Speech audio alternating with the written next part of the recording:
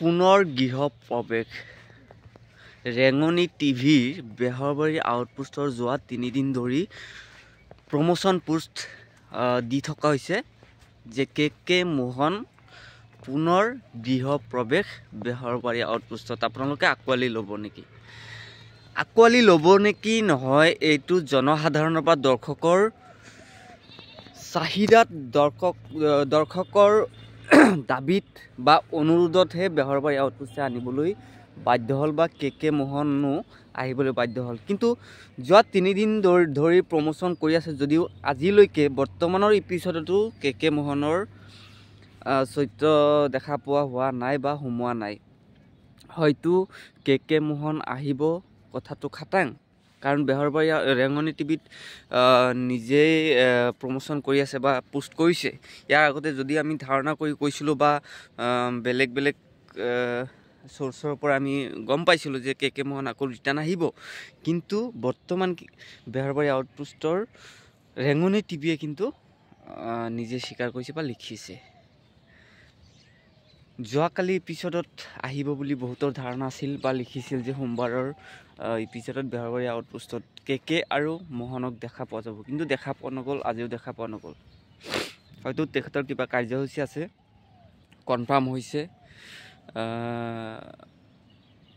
বেহৰবাৰী আউটপোষ্টত অভিনয় কৰিব। কনফাৰ্ম হোৱাৰ পিছত এনেকৈ প্ৰমোচন দি পেলাই এটা এট্ৰেকশ্যন কৰিছে বা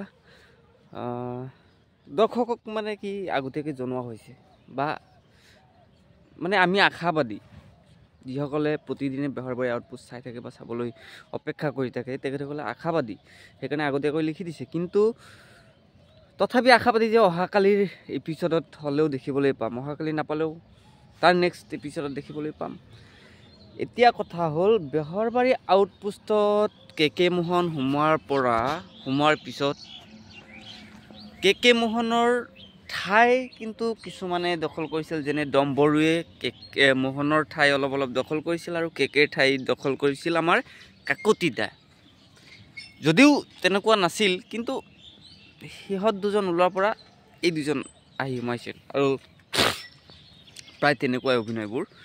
কিন্তু কে মোহন এতিয়া যদি আকৌ গৃহ প্ৰৱেশ কৰে, তেতিয়াহ'লে গৃহৰ পৰা কোন আঁতৰিব? সম্ভৱতঃ মোৰ ধাৰণা ডম্বৰু আউট হ'ব আৰু কাকতিদাও আউট হ'ব। হয়তো কাকতিদা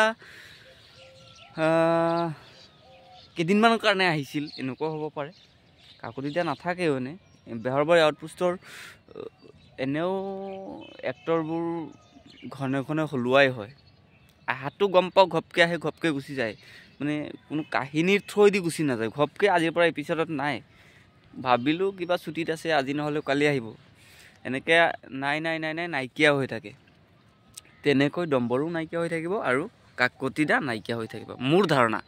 আপোনালোকৰ কি ধাৰণা জনাব। কিন্তু নাইকিয়াতো হ'বই, কাৰণ কি ইমান এক্টৰ একেলগে অভিনয় কৰিব নোৱাৰে আৰু ৰুলটো কমন লাগিব না। ডম্বৰুৰ যিটো ৰুল, হেৰিয়ৰ এই মোহনৰো একেই ৰুল হ'লেতো এইটো নহ'ব, গতিকে এটা আউট হ'বই লাগিব বা হ'লেও কেইদিনমান থাকিব, তাৰপিছত আউট হৈ যাব।